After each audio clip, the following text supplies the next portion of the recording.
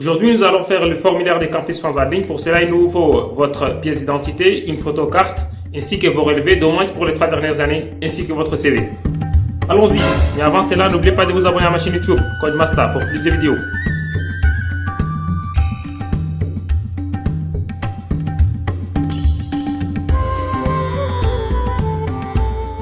Vous entrez sur gmail.com, puis vous cliquez sur créer un compte, vous choisissez pour moi. Et puis vous allez renseigner votre prénom, votre nom et puis vous choisissez votre nom d'utilisateur et les mots de passe. Un bon mot de passe, c'est un mot de passe qui contient des lettres majuscules, des lettres minuscules, des chiffres et éventuellement des caractères spéciaux. Puis vous cliquez sur suivant. C'est difficile de trouver dès le premier coup un bon nom d'utilisateur, mais dès que vous l'aurez, vous cliquez sur suivant. Et puis vous renseignez votre date de naissance et votre sexe et puis vous cliquez sur suivant pour valider les conditions d'utilisation. Et dès que c'est bon, c'est tout. Vous avez créé votre adresse mail sous Google Gmail. En haut à droite, vous allez trouver votre adresse mail que vous allez utiliser pour la création de votre compte Campus France. Tapez sur chad.campusfrance.org pour entrer sur le site web de Campus France, puis vous cliquez sur Campus France Tchad, puis c'est missions, et en bas, vous allez trouver études en France. Je vais mettre ces liens-là sur la description de cette vidéo. Vous pouvez cliquer directement sur ces liens-là. Puis vous cliquez sur Je m'inscris. Une fois que le formulaire d'inscription est ouvert, vous cliquez sur le pays de votre dépôt. Vous cliquez par exemple sur Campus France Tchad. Et là, vous allez mettre votre adresse mail et puis vous renseignez votre identité, nom, prénom, sexe, date de naissance, ainsi de suite. Et puis vous allez mettre une pièce, que ce soit votre passeport ou bien votre carte d'identité avec la date d'expiration, le pays de délivrance, ainsi de suite. Et puis vous validez le formulaire. Dès que vous validez, un mail vous sera envoyé. Consultez votre messagerie électronique puis validez en cliquant sur le lien qui vous est envoyé. Vous tapez par la suite votre adresse mail une fois que le formulaire vous est affiché et puis vous mettez votre mot de passe. Et voilà, félicitations, vous avez déjà créé votre compte Campus France. Vous pouvez taper votre login et puis votre mot de passe. Et puis là, vous êtes connecté sur votre compte. Nous allons voir maintenant comment est-ce que vous allez remplir cela. Un des éléments clés de votre candidature est votre CV. En fait, votre CV doit se tenir en une seule page. Vous allez mettre le titre de votre CV, puis votre nom, prénom, si vous êtes célibataire ou non, votre âge, votre nationalité et l'adresse. Puis vous allez mettre l'ensemble de vos diplômes et attestations, puis votre mission, si vous avez effectué de mission, puis vos compétences techniques, vos compétences linguistiques et vos centres d'intérêt. Si vous n'avez pas du contenu à mettre dans une de ces rubriques, ce n'est pas grave, restez naturel, mais il faut aussi valoriser vos acquis, c'est vraiment indispensable. Le menu qui nous concerne est celui qui est intitulé Je suis candidat, mais il faut savoir que vous pouvez communiquer avec Campus France via le menu Ma messagerie. Dans Je suis candidat, vous allez cliquer sur J'ai saisi mon dossier, puis je saisis les informations personnelles. Et là, vous allez trouver 3 rubriques. Nous allons les remplir une à une. La première, c'est ma situation personnelle actuelle. Vous allez compléter ce dossier-là, notamment en insérant un justificatif de votre identité, qui est votre passeport ou bien votre carte d'identité. C'est ce qui est mentionné, en tout cas, ce que vous avez indiqué dès le départ. Là, je vais insérer mon passeport. Je le sélectionne et puis je valide. Mon passeport que j'ai scanné au préalable, bien sûr. Puis, je vais mettre un commentaire pour décrire le fichier joint que j'ai mis. Ensuite, je vais renseigner mes coordonnées, c'est-à-dire mon adresse, l'adresse de notre maison. Là, je vais mettre que je suis à la rue des 40 mètres. Je mets la région, la ville et puis le code postal, ainsi de suite. Et puis, j'enregistre. Si j'ai une bourse ou bien j'ai un handicap, je peux le mentionner dans les statuts particuliers. Ce n'est pas mon cas, donc je vais cocher sur je suis dans aucun des cas mentionnés ci-dessus et je valide. À chaque fois que je valide, je m'aperçois qu'il y a le libellé en vert qui indique que c'est complet. Là, je vérifie, je trouve que je n'ai pas encore inséré ma photo d'identité. Donc, je vais insérer une photo de moi, une photo d'identité. Ensuite, je vais remplir la rubrique intitulée Mes compétences linguistiques. Moi, j'ai étudié en français, donc je vais mentionner que j'ai étudié la langue française et j'ai déjà effectué des études en français. Je vais préciser l'endroit dans lequel j'ai étudié. Moi, j'ai étudié au Tchad, dans la ville d'Ati. Donc, je vais renseigner aussi la région, la ville, puis le lycée à Silamatarabash.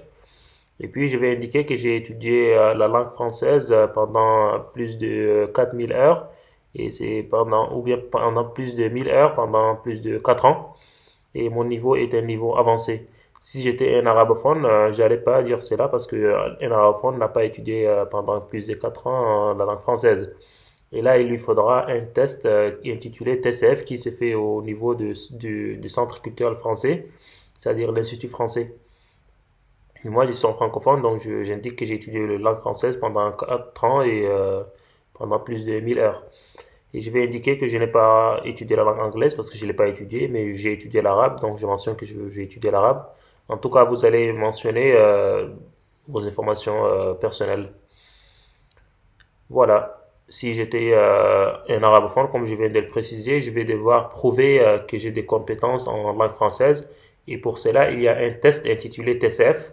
Les francophones ne sont pas concernés par ça, je le répète, mais les arabophones doivent le fournir.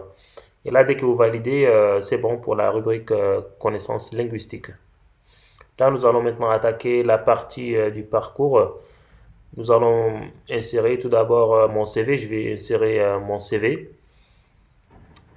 le CV que je vous ai montré, et puis je vais insérer mon bac. Et là, je vais sélectionner bac et relevé, et puis ou bien bac et baccalauréat. Je vais mentionner la ville, le pays, la date d'obtention de mon bac. Je peux aussi mentionner la mention, c'est-à-dire la moyenne, et s'il y a des informations intéressantes, telles que si vous êtes lauréat ou un truc comme ça. Une fois que c'est bon, vous allez maintenant renseigner toutes vos études universitaires si vous voulez candidater pour un master. Et si vous voulez candidater pour un bac plus 1, c'est-à-dire pour une licence, vous allez renseigner vos études du lycée, de la seconde jusqu'à la terminale. Donc pour les lycéens, c'est de la seconde jusqu'à la terminale. Et pour ceux qui candidatent pour le master, c'est de la première année jusqu'à la troisième année en plus du bac. Toujours, il faut garder qu'il vous faudra 3 années d'études. Là, je renseigne mes 3 années de licence. Et puis, je vais aussi renseigner par la suite mon diplôme de licence. Là, c'est la 3e année de licence. Si vous candidatez pour un Master 2, pareil, hein, vous allez mentionner les 3 années de licence, puis le Master 1.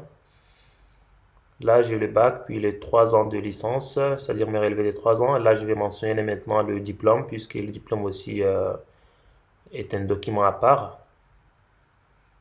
Je précise ma moyenne, je précise ma mention et je précise si je suis le premier de ma promotion, le 4e ou bien le 10e. Toute information intéressante qui pourrait en fait valoriser votre candidature par rapport aux autres. Et là, je vais maintenant ajouter les justificatifs. Pour chaque ligne que j'ai insérée, je dois avoir un document à scanner que je dois mettre dans la rubrique concernée. Par exemple, pour la première année de licence, je vais mettre mon relevé de la première année. Et puis pour le bac, je vais mettre relevé de mon bac. Et ainsi de suite. Je vais aussi scanner mon diplôme que je vais le mettre. Donc pour la totalité, une fois que c'est bon, là c'est pour la première année. À chaque fois que vous insérez un document, le système va vous notifier avec un libellé en vert que c'est complet. C'est pourquoi chaque ligne que vous avez insérée doit avoir au moins un justificatif.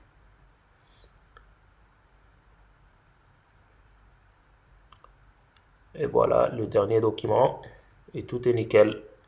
Là, j'ai déjà rempli toutes les 3 premières rubriques qui sont ma situation personnelle actuelle, mon parcours et mes diplômes, ainsi que mes compétences linguistiques. La prochaine fois, nous allons voir comment est-ce qu'on peut choisir les formations. Si vous avez bien suivi les étapes, vous allez voir le libellé complet qui va être mis juste après le libellé. Je saisis mes informations personnelles et si vous cliquez là-dessus, les 3 sous-rubriques aussi seront indiquées comme c'est déjà complète. À chaque fois, le système vous indique si les champs concernés sont complets ou bien s'il vous manque des justificatifs à mettre ou bien c'est incomplet. Donc n'hésitez pas à revoir les choses et de revoir aussi la vidéo si nécessaire. Si vous avez des questions, n'hésitez pas à me les poser sous les commentaires sur ma chaîne YouTube. Merci bien d'avoir regardé cette vidéo. N'oubliez pas de la partager avec vos amis, avec vos camarades. Il y a pas mal de gens